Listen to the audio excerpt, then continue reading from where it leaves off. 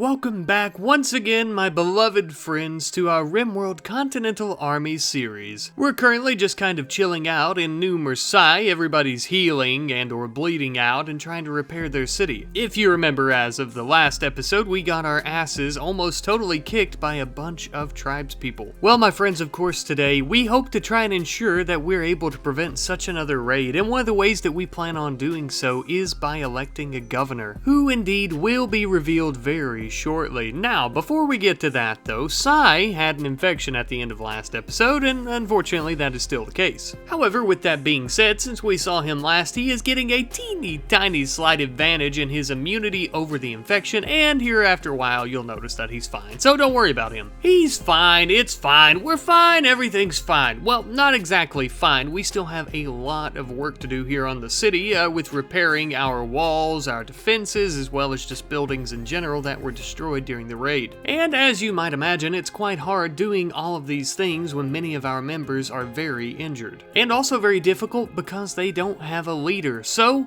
people, I present to you the new governor of New Marseille. Yes, indeed, it is Beardy. Now, the majority of you guys seem to really want Beardy as the governor. I have taken note of the other characters that a lot of you wanted as governor, and they may have a shot in an upcoming election or something like that, or for some other positions. But it seemed to me that the vast majority of people thought that Beardy should be the governor of New Marseille, and I couldn't agree more, honestly. He is one of our earliest members. He's actually not a founding member, which shows other members that no matter where they come from, they can achieve great goals. And just as well, nobody has given more for their country, except our dead comrades, than Beardy, who had his spine shattered in combat. Okay, and also the fact that he had his spine shattered means he's not very good at crafting, building, fighting, anything else, so this is almost kind of like a retirement for him as well. So just like in real life, his position of power is basically a glorified nursing home retirement. But of course we wouldn't expect Governor Beardy to travel the road to New Marseille alone, so we have Cameo, I forget what this guy's name is, but he is now Beardy's personal guard, so who gives a shit how you pronounce his name? He's probably going to die at some point. But aren't we all going to die at some point? I don't know, I'm trying to make this happy again, but let's send them off to New Marseille. The two of them quickly jumped onto the road together and began heading out that way, but the road to New Marseille was very long, the journey very far, and there were numerous threats along the way. Now normally when you have an elected official like this who's the brand new governor of a city, you would probably cart them out in a beautiful parade and all this lights and fireworks and some other shit, but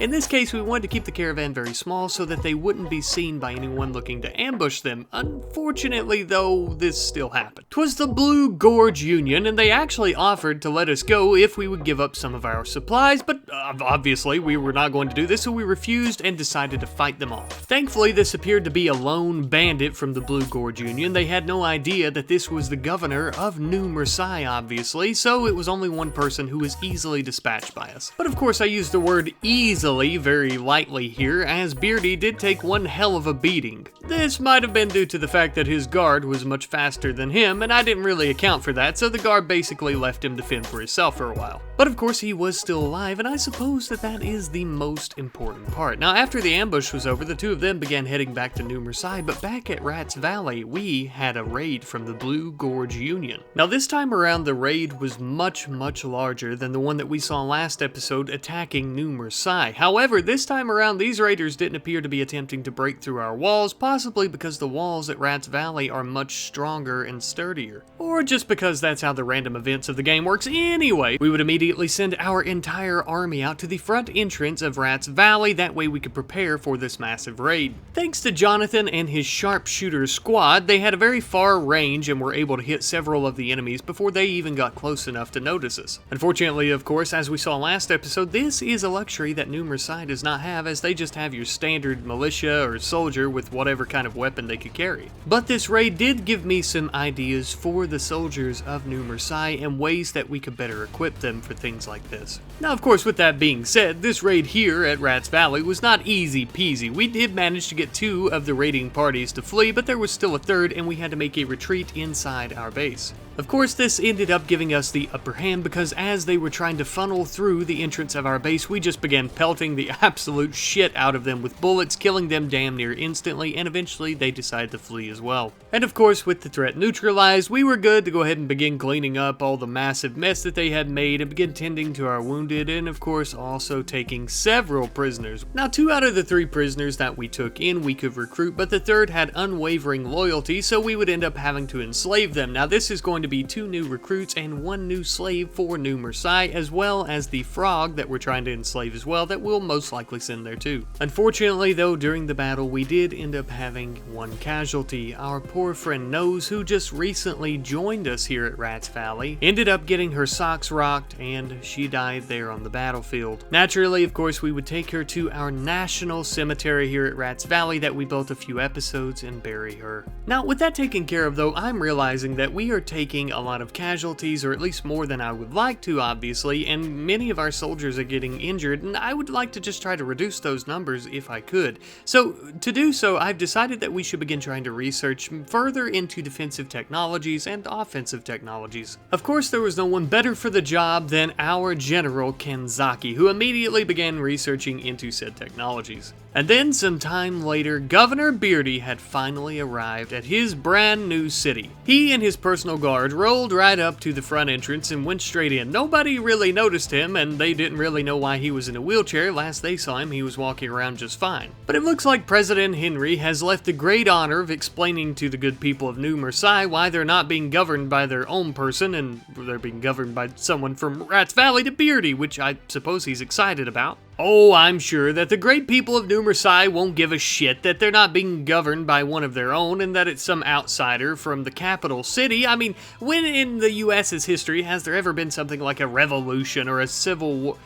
You know what? Don't answer that. Regardless though, Beardy is here now, and he is ready to begin his governing duties over this beautiful city, first of which of course is going to be working on repairs and getting this place back in operating order. But don't get Beardy wrong, just because he has a shattered spine does not mean he's above getting down and dirty in the dirt with his colleagues working on this city. He is a governor of action, not just talk. One of the first orders of business, of course, is going to be getting rid of this drab gray flooring that's in the dining hall and the kitchen. It's horrible for morale, and we need some wood and stone flooring that is beautiful and is going to help everyone not mentally break. Or at least that's the idea. Now back at the capital city, Kenzaki has been working diligently on her research and has finally come up with something known as Gatling guns. It would seem that this technology is somewhat based on her very own assault rifle, very loosely of course, as it's not an automatic weapon, it is hand cranked, but it's kind of automatic and it's also mobile. Sort of. But of course, quite possibly the most important thing is that these weapons are going to give the average American soldier at least a fraction of the power of Kenzaki's assault rifle, which is more than what we currently have anyhow. However, though, I did decide to do a bit of a demonstration with Kaiser Wilhelm here and Kenzaki, and as you can see, the Gatling guns are very, very much slower than her assault rifle, but that's okay. Since these weapons are fairly valuable and powerful, though, we've decided to give half of them to New Marseille. They honestly need them more than we do here at Rats Valley, as they are struggling to defend themselves with such a low population. But just as well, we have so many of the communist Bullfrog assault rifles lying around, we've decided to send many of those over to New Marseille as well so they can test them out, see if maybe they magically turn them into communists, or maybe they work as normal rifles. I suppose, of course, that remains to be seen, but we also sent them some art and some other luxury items to try and help boost morale over there, since a bunch of their people died and, you know, stuff like that. We were just thinking a few sculptures, Gatling guns, assault rifles, some nice chairs, a table, some art and stuff like that might make them think about all their dead friends a little bit less, maybe. And you know what? I think we did it. I don't think they've thought about all their dead friends and family in at least 2 minutes, so I would call that a success. Speaking of success as well, it would appear that some of our allies are attempting to successfully attack the Bullfrogs.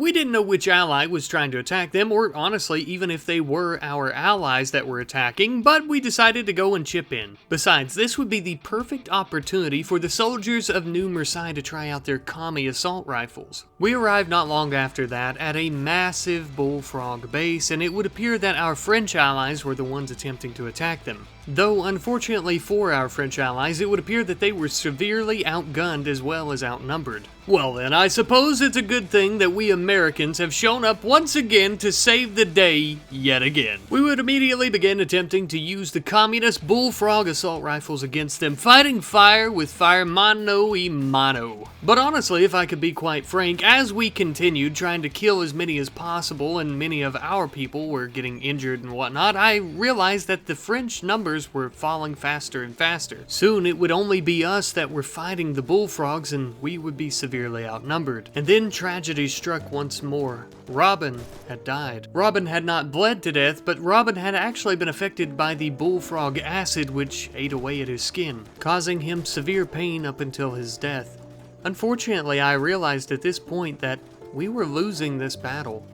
For the first time in this entire series, we were truly beginning to lose. Up until this point, we have always managed to find some type of way to defeat a raid or fight back an enemy, but not this time. Our allies were dropping like flies, and one of our very own had died. It was time for us to go back home. And for the first time in the founding of our proud nation, we would have to retreat and leave our remaining French allies to perish. There was nothing more that we could do except run away.